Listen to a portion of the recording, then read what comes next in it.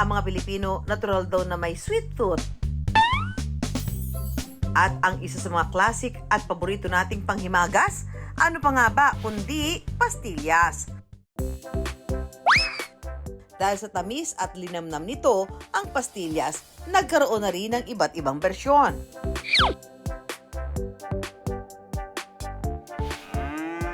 Pero dito sa San Miguel, Bulacan,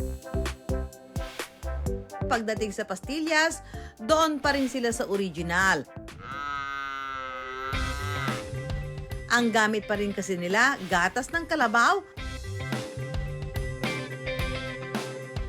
At ang paggawa nila nito, mano-mano. Gaya na lang ng ka-wonder natin si Ila na tradisyonal pa rin ang paggawa ng pastillas.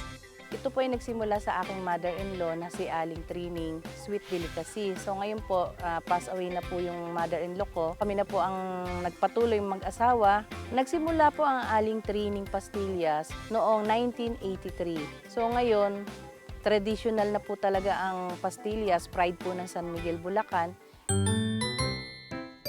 Nabalitaan ko naman na dito daw pinakamasarap gumawa ng pastillas.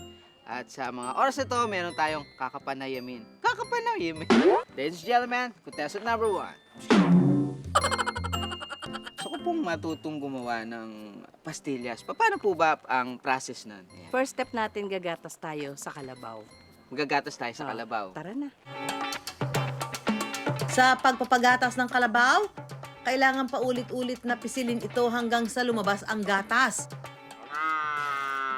Nagagalit po siya kasi yung gatas niya kinukuha. Nagagalit siya? Nagagalit siya? Hindi ba nang ano yan? Hindi, naninipa? mabait yan. Mabait siya? Oo, mabait siya sa mga kamukha natin. Lapit ka, mabait yan. Pasensya ka na ha. Pwede na, ang dami sa kanyang Eh, ba't kasi tumitingin na pa ganun? tingnan kanya kung dededy ka sa Eh, kanya. pwede naman siya pag-focus na nakakonsentrate siya sa pag-ganon. Wala ka ba tapaho dyan para nakaganon lang siya? Yung kalabaw mo ha, parang naka-ano pa, burgundy yung kulay ng buhok ha. Nagpa-cellophane ba to? Oo, cellophane. Try mo, yan po eh.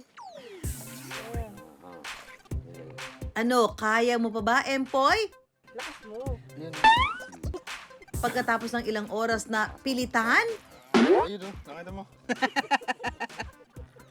Ayun o. Okay na ako. O, di ba? Masarap yung experience mo. Parang itlog na aso ano? Puro kalabaw ba ang ginagawang pastillas talaga? Opo talaga. Hindi pwede pusa. Siyempre, nung una ay naisip ko baka tadyakan ako nung kalabaw. Pero inisip ko para ma-experience ko, gawin ko na yung ginawa ni Mang Boy tsaka ni Miss Ila, di ba? At it's a good experience. Masaya, masaya.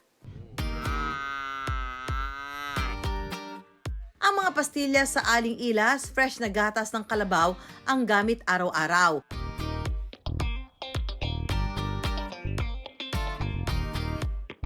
Mga ka-wonder, ito na po, isasalin ko na po para po salain at talagang makita na pinong-pino talaga ang pagkakagawa nitong pastillas.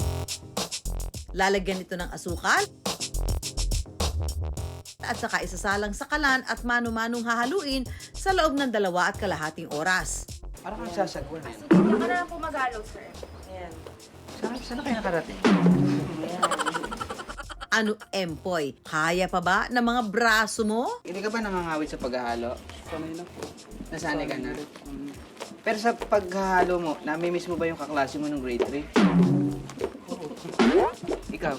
Bago lang po. Bago ka lang. Mostly, pakaliwa ka. Ganon. Pakanan. Pag ganon. Parang Richard Gomez, no? Nagsasagwan. Nakapamewang ka habang naghahalo. Para ka yan, ganyan. Ito po yung pastillas na naluto ng 2.5 hours. Sarap yan. Diba? Tulap nga. Oh, ubusin mo na kayo yan. Oh, di ba? Oh, Sarap mga ka-wonder. Sobra. cheers tayo.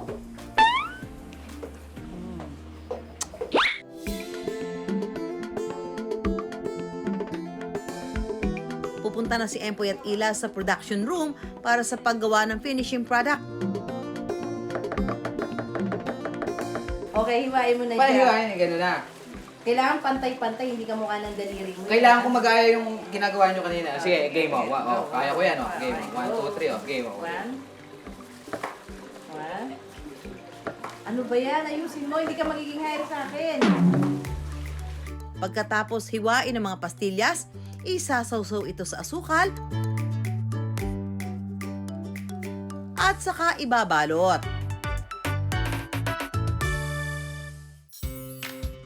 Ito na ang kinalabasan at finishing from scratch. At syempre, si Ate Ila ay merong pasalubong na bibigay kay Mami Sue! Para sa'yo, Ma'am Sue. Mami Sue, ako gumawa niyan. Para sa'yo yan. Ito, walang gloves. Ito yung walang gloves. Kasi gusto ni Mami Sue talaga yung kinakamay talaga. Mga ka-wonder, na ito patitikman po natin itong pastillas na mano-manong ginagawa. Alam niyo naman po, ang pastillas ay gawa sa gatas ng kalabaw at ilang oras itong ginagawa. 2.5 hours. So titikman natin kasi ang dami-dami ng pastillas ngayon. So ito ay may labor of love. Basta lasang-lasa yung gatas ng kalabaw. Masarap. Dahil sa pastillas business ni Ila, nakapagbigay siya ng trabaho sa mga nangangailangan, lalo na nung pandemya. At napag-aral ang kanyang mga anak. Kaya nga raw sina Ila, say no pa rin sa makina. Hindi ko po nagustuhan unang-una. Masarap po yung hinahalo mo yung pastillas na mayroong kang feelings. Yung para po bang manliligaw ka. Pag natapos mong lutuin, tikman mo, nandun pa rin po yung provided na ginawa mo to ng mano-mano. Yun nga po, hindi namin pwedeng iwala yung traditional kung paano mo gumawa ng pastillas de leche. Pero I wonder, saan nga ba nagmula ang paborito nating lahat na pastillas? So may tinitignan na dalawang teorya kung paano ito nagsimula, no? Una, yung maaring ito ay na-miss, no, or nasabik ang mga Espanyol nung sila dumating dito sa atin doon sa kanilang kinagisnan na tradisyonal nilang pagkain na yema, no? Pangalawa, yung kanilang isa pa rin sa kanilang medicine practice doon sa Espanya, dahil yung pastillas ay pills, no?